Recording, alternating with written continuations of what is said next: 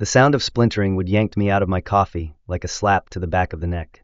One moment I was half awake, cradling a chipped mug on the porch, watching mist slither across the ridge. The next, I heard the unmistakable, bone-deep crack of destruction. I stepped outside barefoot, the cold porch boards biting into my feet. Dust hung in the air like war smoke. An excavator idled just below the ridge, claw suspended mid-air like it had second thoughts. But the damage was already done. Where my dam once stood, 3 years of sweat, stone, steel, and solitude, there was now only a jagged crater in the earth, raw and gaping. 3 folding chairs had been arranged on the hill like front-row seats to a disaster movie. And in them sat the HOA triumvirate, Karen in the center, flanked by Richard and Paula, sipping iced coffees like they were watching a holiday parade. Karen had gone so far as to wear a sash, yes, a damn sash, that read, "Water belongs to the HOA." Can you believe that? A woman wearing a sash while watching an illegal demolition. That image is burned into my brain. I stood frozen, in flannel pajama pants, barefoot, staring at the void where the dam had been. I didn't shout, didn't charge. I just blinked into the sun, tasted dust, and felt something inside me split a little quieter than the dam had. You're probably wondering who the hell I am. Or maybe more importantly, where this all started. Because no one wakes up expecting their life's work to be wiped from the earth while sipping coffee. So I ask you, viewer, reader, neighbor, where would you begin this story? With the flood? With the lawsuit? With Karen? No. Let me take you back to the summer it all began, before the chaos, before the cameras, before the collapse. My land sits at the top of a natural ridge that kisses the sky just beyond the beige monotony of Oak Hollow estates. Up there, the soil changes, richer, loamier, with roots that remember rain. When I first bought the property, the old surveyor who handed me the keys said, "This hill decides where the water goes." And he was right. Below my land sprawled a tapestry of HOA homes, vinyl-sided clones painted in acceptable shades of despair, each with 2-car garages and flower beds governed by mulch regulations. But beneath that veneer was a secret no one bothered to understand. The entire development sat in what was once a floodplain. A real one. Historic. Old-timers used to say the creek would swell every 5 to 7 years and eat up driveways like breadcrumbs. That stopped happening shortly after I moved in. Not because the weather changed, but because I did something about it. You see, I'm not a developer. Not a bureaucrat. Not a lifestyle enrichment coordinator. I'm a stubborn, quiet man with a degree in environmental engineering and a dead uncle who once worked for the Army Corps. He taught me how to read land like scripture, how to follow the veins of water beneath soil, how to feel the shift in a hillside before the rain arrives. With his old maps and my modern models, I began reshaping the flow, not with concrete or chaos, but with reverence. I spent 3 years building that dam. Every stone placed by hand, every timber sunk with precision. I laid French drains like veins, dug out spillways that curved like rib bones along the slope. And at the heart of it all, a manually operated sluice gate, welded by me, locked by chain, tested in silence. It wasn't some grand Hoover monstrosity. No, it was a reinforced earth dam with retaining walls that felt like they grew from the hill itself. Purposeful, quiet, invisible mostly. And that's how I liked it. For 2 whole years, no one knew it was there. The rains came, as they always did, but they trickled through Oak Hollow like polite guests. Mulch stayed put. Basements stayed dry. The HOA, drunk on their illusion of control, took credit for the peace. They even started a newsletter praising their comprehensive drainage guidelines. I laughed. I kept building. Then Karen moved in. I should have known she was trouble the moment I saw the moving truck labeled Lifestyle Relocation Advisors. She showed up with 3 dogs, 2 SUVs, and 1 God complex.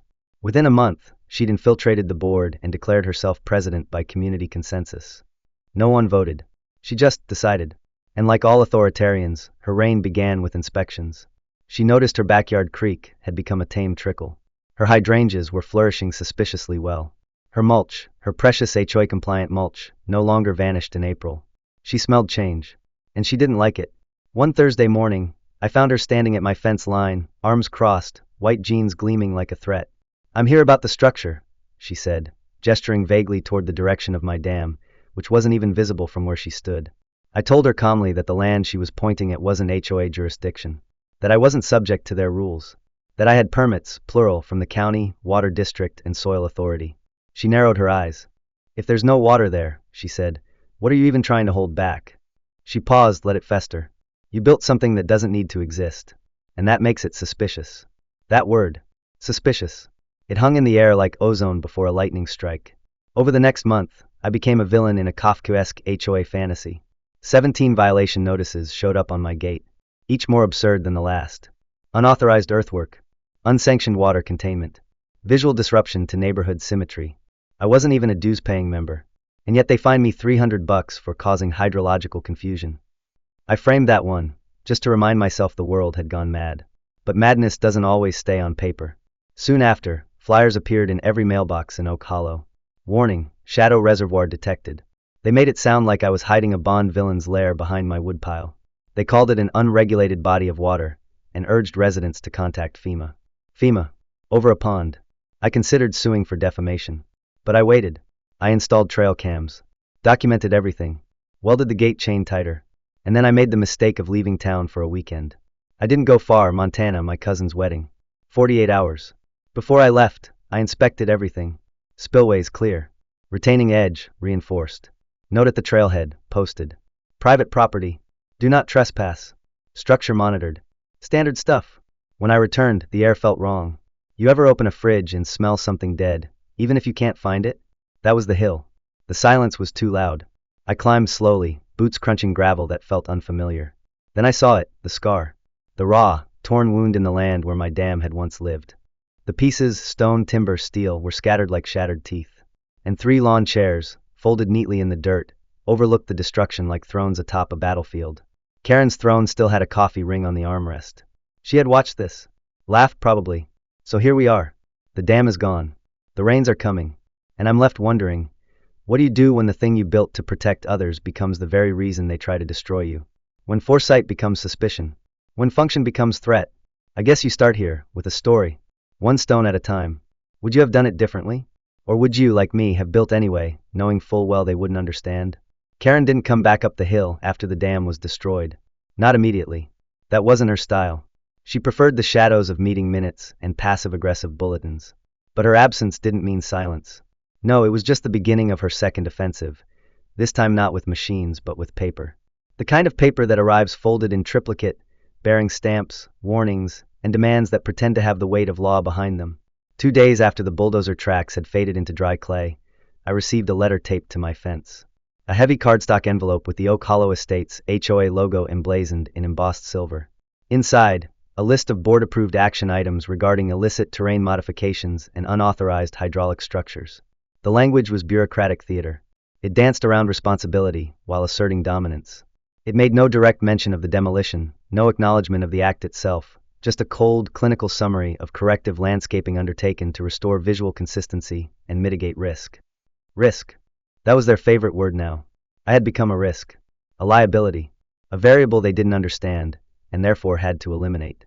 That same week, neighbors began looking at me differently. I'd walk into the feed store and Vince, who used to nod silently by the fertilizer aisle, now avoided eye contact. A woman I didn't recognize posted a next-door thread titled, "Should we be worried about what's up the hill?" It included a photo of my trailhead gate taken through the slats of her backyard fence, captioned with the words, "Unstable terrain and unknown intentions." The comments below were a study in suburban hysteria. Some accused me of diverting state water. Others theorized I was hiding hazardous materials. One particularly creative user suggested I was attempting to create a self-sustaining micronation. Okistan, they called it. I laughed. Quietly. Then I downloaded every screenshot and saved them in a digital folder titled Evidence of the Absurd. But not everything was absurd. There were things that began to feel strategic. For example, the power company claimed my billing address was flagged for irregular usage. I hadn't changed anything, no new systems, no unusual draw, but suddenly I was required to schedule an inspection. Then a county vehicle appeared one afternoon, slowly crawling up the access road. A man with a clipboard stepped out, surveyed the slope without crossing the boundary, then drove away. No knock. No call. Just presence. A reminder. And then came the drone. I heard it before I saw it, high-pitched, just beneath the range of comfort. It hovered at the tree line, just above the remnants of the old sluice box, and then darted away like a startled insect. I didn't chase it. I simply installed a few motion-triggered trail cams and made a mental note. They were watching. They weren't done. The HOA had tasted blood and liked the flavor. That's when I made a decision. If they wanted to escalate, I would match them, but not with paranoia or aggression. With precision. I started rebuilding, not the dam, but the truth. I contacted the original civil engineer who had reviewed my blueprints. I asked her to conduct a post-demolition survey. She hesitated at first, worried about politics. But once she reviewed the footage from my trail cam, the one camera they hadn't found, hidden behind a false knot in a pine tree, her tone shifted. The video was grainy, black and white, but undeniable. Two men in orange vests. One using bolt cutters to snap the welded chain. The other kicking at the sluice gate. Karen appeared 15 seconds later, holding a clipboard and gesturing with dramatic flair, as if directing a stage play. Her voice was partially audible through the mic. Tear it down. He's not entitled to create a hazard just because he thinks he knows better. That sentence became the centerpiece of my report. I filed copies with the county, the water board, and the environmental compliance office. And then I waited. Again. I've learned that bureaucracy is slow to act but excellent at observing. It doesn't respond to panic, it responds to documentation. So I gave it all the documentation it could possibly want. The weather, meanwhile, turned. Early September brought unusually humid air from the south. The kind that sticks to your skin and warns of rain before clouds even form. I checked the NOAA radar daily, then hourly. Models showed a convergence pattern settling over our valley. 7 days of sustained precipitation. A slow siege. Not violent, but relentless. The kind of rain that forgets to stop. I walked the ridge twice a day, noting soil saturation, runoff channels, seep points. Without the dam, the flow was chaotic. My backup berms, a series of sandbag buffer lines and gravel trenches, were doing their best, but they weren't built to hold this kind of volume. They were band-aids. The wound beneath was wide open. For days in, the first basement flooded. I heard about it before it was official, from a friend in town who knew a plumber. Lot 11, corner house near the community tennis court. Water rising fast from the foundation slab. The HOA blamed faulty French drains. They issued a statement that same afternoon. The recent weather pattern has exposed legacy infrastructure issues unrelated to any recent landscaping adjustments. Adjustments? That word again. Like what they did to my dam was a haircut. By the 6th day, 5 houses had reported water intrusion. The neighborhood Facebook page turned into a digital war zone. Some still supported the board, blaming extreme weather, as if God himself was on their side. Others began to ask questions. Why had the natural runoff path changed? Who authorized the topographical modifications? Why was the most effective flood mitigation structure suddenly missing? And that's when the twist came. The HOA filed a formal complaint with the county, stating, under penalty of perjury, that I had dismantled my own dam in an act of environmental negligence. They included aerial images taken after the demolition, citing them as evidence of non-compliance. It was laughable. It was desperate. And it was perfect. Because by blaming me, they confirmed one critical thing: the dam mattered. Its absence had caused measurable damage. And in trying to frame me, they admitted their guilt in destroying something that worked. My attorney, Sarah, nearly spit out her coffee when I showed her the complaint. They actually did it, she said, eyes gleaming. They stepped into the trap. We filed a cross-complaint the next morning. Included in our brief, permits, timestamps, structural diagrams, drone footage, eyewitness statements from 2 neighbors who'd seen the bulldozer drive up the slope. And of course, the now famous quote, "He's not entitled to create a hazard just because he thinks he knows better." That one line, in the hands of the right judge, was dynamite. The days after were a blur of motions, filings, and procedural back and forths. But beneath all of it, the water kept rising. By the time the 7th day dawned, the flood had claimed 9 homes. Not total destruction, no, but enough to trigger insurance claims, evacuations, and mold remediation protocols. Karen stayed silent. The board went dark.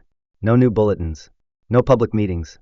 Just power-washed driveways and locked community center doors. And me? I waited. I walked. I documented. I climbed the ridge each dusk and watched the clouds roll in like silent armies. I listened to the earth gurgle beneath me, the slurry of rain and regret sliding downhill toward cul-de-sacs that used to mock my caution. They called me a problem, a hazard, an eyesore. But the only thing I ever built was a dam. The problem was that it worked. And when something works in silence, in solitude, it threatens people who only understand control through noise. So now we were locked in silence, me on my ridge, them behind their hedges, both waiting for a judgment neither of us could stop. But nature doesn't wait. Water always finds a way. And when it does, it remembers. The night it happened didn't feel like anything special at first. The rain had been steady for days, yes, but there was a rhythm to it by then, a dull background presence like the ticking of an old clock. It coated everything in a constant sheen, soaking into the gravel, turning the lower paths into slick, glistening veins of mud. I'd walk the ridge at sunset, flashlight bouncing off the slick stones that once formed the edge of the dam. Where the spillway used to be, there was only erosion now, a gouged-out slope lined with broken roots and collapsed soil. My boots sank deeper than the day before, and that told me everything I needed to know. The ground wasn't just wet, it was tired, surrendering. And the water, like any predator, could smell that weakness. At 2:37 a.m., I shot out of bed like something had yanked me by the spine. It wasn't a sound, not really. It was more like a pressure, a shift in the air, thick and sharp, like being inside a drum just before it tears. Then came the sound, a dull, wet crack that echoed through the hills like a tree falling in the wrong season. I didn't stop to dress. I yanked on my coat, grabbed my flashlight, and bolted into the dark. Rain lashed sideways, the wind so heavy it bent the trees like they were apologizing. I stumbled up the ridge, slipping twice, catching myself against stone and instinct. And then I saw it. Water. Not trickling. Not pooling. Charging. A curtain of churning brown liquid cascading down the hill with the force of rage long held back. It wasn't just runoff. It was everything: topsoil, roots, rocks, memory. The force of a landscape unbound. The upper edge of Oak Hollow was already lost beneath it. Streetlights flickered as if the storm was choosing which ones to spare. I sprinted to the overlook and froze. The retaining wall behind Karen's cul-de-sac, once a smug monument to Folkestone luxury, was gone. Sheared clean off like someone had erased it with a straight razor. A 30-foot section lay collapsed at the foot of the hill, shattered in 5 distinct pieces. Behind it, her backyard was a kaleidoscope of ruin. Her koi pond had become a soup of mud and dead fish. Lawn chairs floated like forgotten toys in an abandoned pool. The gazebo, the same one they held community wine tastings in, had folded in on itself like wet paper. The street below was worse. A rushing brown river had formed where asphalt once was, carrying trash bins, patio umbrellas, bags of fertilizer, and at least one unmoored garden gnome, which launched through a bay window with poetic precision. I stood there in the pounding rain, every inch of me soaked, watching the artificial order of Oak Hollow unravel like badly tied ribbon. I ran back down and grabbed my camera, not out of vengeance but for record keeping. I filmed everything. The buckled sidewalks, the sagging flower beds, the drainage grates spewing more water than they took in. And I caught the moment when a for sale sign from Lot 7 floated by like a ship without a country. By dawn, the storm had shifted, but the damage had already cast its shadow. Emergency crews arrived as the sky brightened, a surreal contrast between soft golden light and utter suburban carnage. Karen stood on her front lawn, wrapped in a pale pink robe soaked straight through, screaming into her phone as 2 firefighters waded through her yard with a rescue raft. Her mailbox had vanished. Her hydrangeas, her prized, regulated, symmetrical hydrangeas, were buried up to the buds and sludge. When she saw me standing up on the slope, camera still in hand, she went silent. Her eyes met mine with the hollow glare of someone who just realized they'd burned the only bridge over the flood. I didn't wave. I didn't smirk. I just stood there, letting the water speak for me. By midday, the community center was flooded, not with water but with residents. Wet, angry, loud. Questions flew like hailstones. Who had authorized the demolition? Why wasn't the dam mentioned in any HOA newsletter? What happened to the supposed drainage solutions that Karen had boasted about in every monthly update? The board tried to hold it together. Karen insisted this was an unforeseen climate event. Richard blamed erosion patterns. Paula said something about FEMA guidance, which no one understood. But then Vince from Lot 9, normally quiet and agreeable, stood up and held a photo in the air. It was a screenshot from my trail cam footage. Karen in her white jeans, pointing at the dam with that clipboard, moments before the bobcat tore through the stone. She knew, he said. They all did. And the room went still. But the best part hadn't arrived yet. Around 2 p.m., a county emergency management vehicle rolled up. A woman in yellow boots and mirrored glasses stepped out with a clipboard and a badge. She surveyed the area with a kind of tired efficiency that only comes from walking through too many disasters. She didn't speak to the HOA board first. She walked straight up the ridge, climbed the path like it was a sidewalk, and knocked on my door. "Mr. Allen?" she asked, rain still dripping from her hat brim. "We need to talk." I let her in. I showed her everything: permits, blueprints, drone footage, trail cam logs, weather models, before and after imagery, even the environmental impact report I'd commissioned 3 months prior. She didn't speak much. Just took notes. Lots of notes. Her brow furrowed at all the right moments. And when she closed her notebook, she said something I'll never forget. "We're reclassifying this area as a floodplain." The mitigation structure was critical. Its removal likely exacerbated the event. She didn't say you were right. But she didn't have to. That sentence was enough. I asked if the HOA would be held liable. She looked up, deadpan. "Oh, they're already blaming you." I laughed, honestly laughed, probably for the first time in weeks. Me, the guy who built a dam to protect people, now painted as the villain because I didn't beg for their permission first. But here's the twist. By blaming me, they made my case airtight. Because if they claimed the dam's absence caused the flood, then its presence had prevented it. Their logic had eaten its own tail. I sent everything to Sarah, my attorney. She took one look at the footage, the reclassification notice, and the HOA's complaint, and said, "We're not fighting this. We're burying them." And that's when the real flood began. Not of water, but of consequences. We filed the counterclaim 2 days after the emergency management officer left my house. Sarah didn't waste time. She had already assembled a stack of documentation higher than my kitchen window, every page a nail in the coffin of their manufactured narrative. The claim included unlawful demolition, trespassing, destruction of infrastructure, environmental negligence, and obstruction of flood control systems during an active high-risk season. But what made it lethal wasn't just the list of violations, it was the story those violations told. A story with timestamps, video footage, government permits, and the crown jewel, their own meeting notes, including one line someone carelessly included in a summary. Take care of the damn issue while he's gone. It was so blatant, so clumsily damning, that even Sarah had to reread it twice before grinning like she'd just unwrapped a gift she didn't know she wanted. The HOA predictably doubled down instead of backing down. They held a closed emergency session, though several residents recorded portions through the windows and uploaded them to a shared drive folder, which made its way into our hands. In one grainy clip, Karen stood at the front of the community room, flanked by Paula and Richard like disgraced royalty, insisting I was attempting to extort the HOA with bogus science and revenge lawsuits. Her exact words. She claimed I was weaponizing nature to punish them, that I was trying to turn neighbors against each other, that I'd manipulated the system by building something without community input, despite the fact that I was never part of their community to begin with. The irony was rich, but it got better. Homeowners started talking. Publicly. At first, it was whispers, Facebook posts, muttered comments in driveways, questions posed to the local news station that had finally picked up the story. But it escalated fast. A family on Lot 17 had to evacuate due to structural foundation damage. Their insurance adjuster requested HOA records for flood control policy compliance. Another homeowner's garage was condemned due to mold. A retired schoolteacher discovered that her premium had jumped 40% and demanded to know why.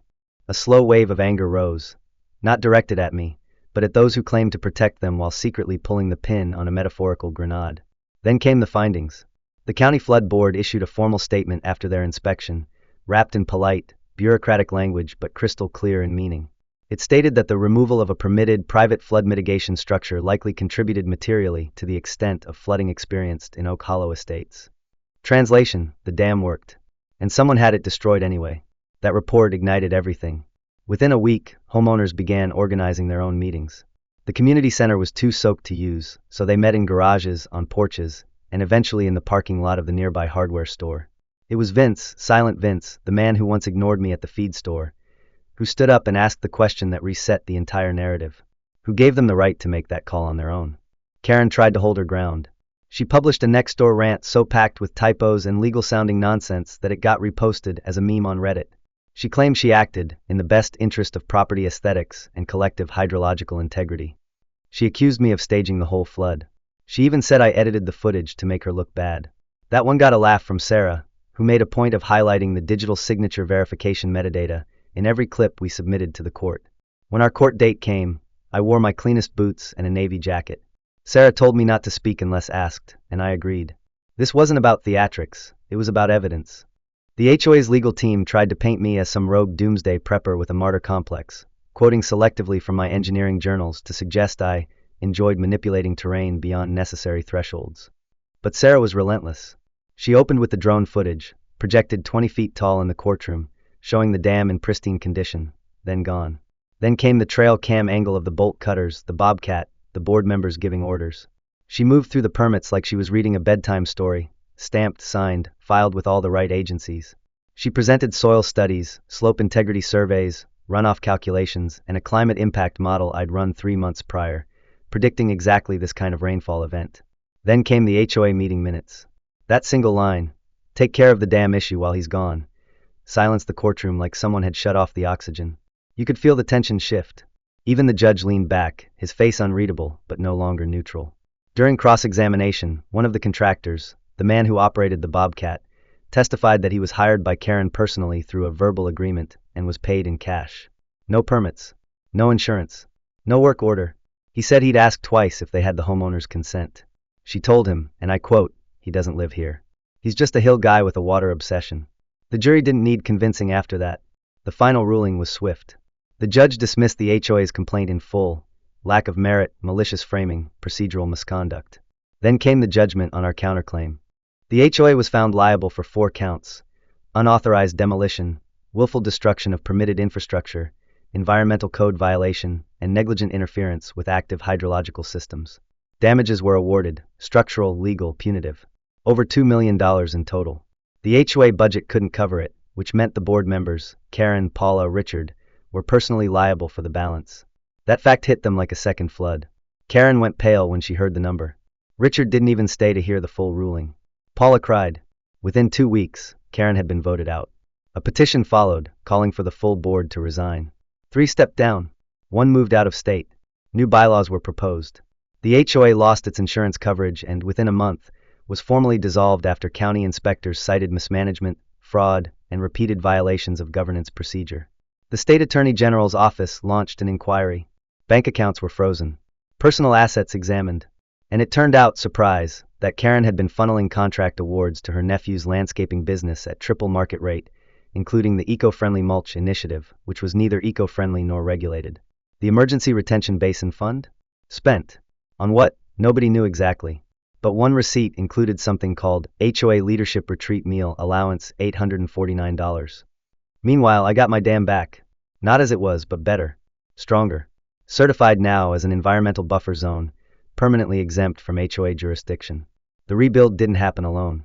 Vince showed up with his teenage son and a wheelbarrow. Martha brought cookies and rebar. Even the Martinez twins, whose basement was still under mold remediation, helped mix concrete. No one talked about the court case. Not directly. But the silence between us wasn't awkward, it was understood. A shared language of relief and rebuilding. And that was the real win. Not the check, not the verdict, but the moment I looked up from setting a new spillway stone and saw 6 neighbors, muddy and tired, stacking boulders like they meant something. Like they understood what was at stake now. And Karen? Last I heard, she'd moved to a suburb outside Tulsa. Tried to reinvent herself as an HOA reform consultant online. Her BMW went up for auction. Her house sold below market. She blamed everyone but herself. But it didn't matter. Because the water remembered. The land remembered. And so did we. There were no fireworks. No loud celebrations. No victory banners strung between trees or speeches made on folding chairs. When the dust finally settled, it was quiet. And in that quiet, something rare began to happen. Not just reconstruction, but recognition. People didn't say it out loud. They didn't need to. It was in the way they looked at me differently now, no longer with suspicion or polite dismissal, but with something heavier and more honest, respect. The kind that comes not from liking someone, but from realizing they were right when it mattered.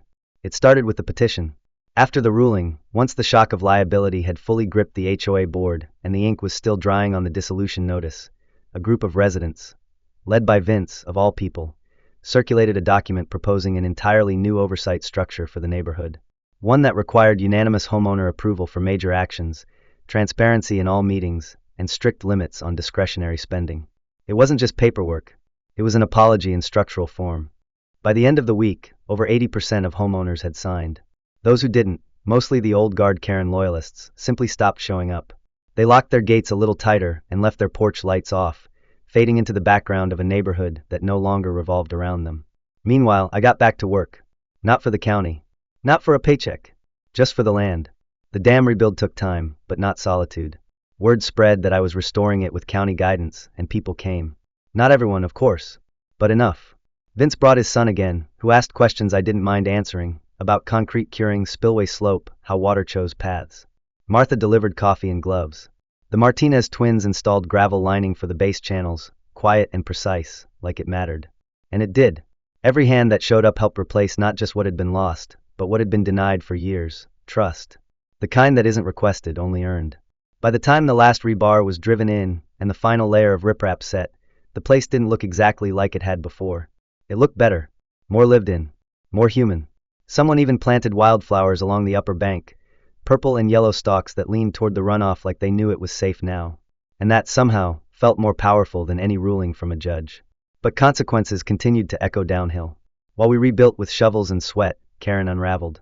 After losing her position in her lawsuit, she filed 2 appeals. Both were denied. The legal bills, now personally owed, grew teeth. Her house went into pre-foreclosure. Then came the audit results. The landscaping contracts she had awarded to her nephew were exposed for what they were, family kickbacks dressed in bureaucratic language. Her PayPal history showed multiple transfers marked as HOA executive consulting fees, a phrase now burned into neighborhood lore as the punchline to every bad decision made on someone else's dime. The state attorney general launched a formal ethics probe. And the final blow came when a local journalist picked up the story and published an article titled Flood, Fraud, and Faux Stone: How One HOA President Took Down a Dam and Herself. It spread fast. Too fast for her to control. She moved out quietly one Saturday morning, a motivated seller, as his sign stood awkwardly on her front lawn, and neighbors took photos like tourists spotting a rare bird. By the time her U-Haul pulled away, no one waved. The HOA charter was terminated officially at the end of that month. The county inspectors called it functionally compromised and procedurally ungovernable. In practice, that meant something beautiful. No more violation notices, no more pink clipboard inspections, no more form letters about acceptable mailbox paint tones or the height of lawn grass. The power that once hid behind printed bylaws now sat in a drawer, yellowing. Dead. But the damage they caused didn't vanish with the paperwork. Civil court held individual board members financially responsible for the damages not covered by the now-defunct HOA insurance plan. Karen was hit hardest, but Paula and Richard weren't spared. Combined restitution exceeded $2 million. They liquidated assets. Karen auctioned her BMW. Richard sold his vacation timeshare. Paula took a job in Arizona. The system, slow and toothless at times, had finally sunk in its teeth. Not out of vengeance, but out of necessity. Because negligence, when wrapped in authority, is a virus. And viruses don't go away by asking nicely. I hosted a cookout the first dry weekend after the last wall of the dam was completed. It wasn't formal, just a few tables, borrowed chairs, a couple of grills. People came with dishes, coolers, casseroles, stories. Kids splashed in the shallows of the creek, now flowing with that low, controlled rhythm I remembered. Dogs barked. Music drifted from someone's portable speaker.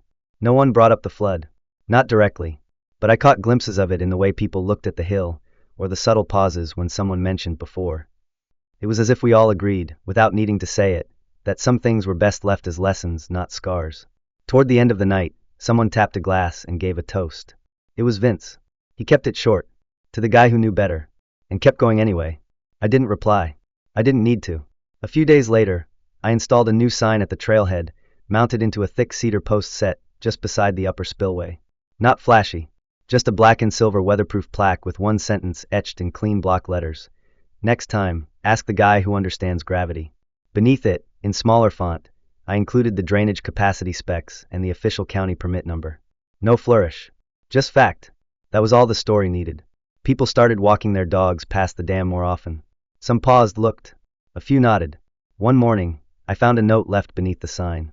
No name. Just 5 words scribbled in careful handwriting. You were right. We're sorry. I folded it and tucked it into my wallet, next to the original dam permit. Time moved forward. The grass grew back. The damage faded under paint and concrete patchwork. But some lines remained. The way water had carved through foundations, the way stories had carved through trust. And yet, healing happened. Slowly. Quietly. The same way erosion does, but in reverse. Rebuilding, not undoing. And every time the clouds gathered and the forecast promised another storm, I slept just fine. Not because I trusted the weather, but because I trusted what I had built. And who I had built it with. That patch of land, once mocked as a paranoid loner's hilltop, had become something else entirely. A reminder. A warning. A promise. The frogs came back. So did the owls. Kids ran barefoot through the shallows, splashing in the places their parents once feared would flood. They didn't remember the lawsuit, the flood, the politics, but the adults did. And that memory, quiet but permanent, changed things more than any court order ever could. Because in the end, the dam wasn't just about water. It was about truth. About choosing to do the right thing before anyone asked for it. About standing your ground not for glory, but because gravity doesn't care who signs the bylaws. It just pulls. Always. Without permission. Without pause. And if you don't build for that, you drown. But if you do, if you dare to understand the flow and still choose to stand in its way, then you get something rare. Not power. Not fame. But peace. The kind you don't have to defend anymore. The kind that flows quietly exactly where it should.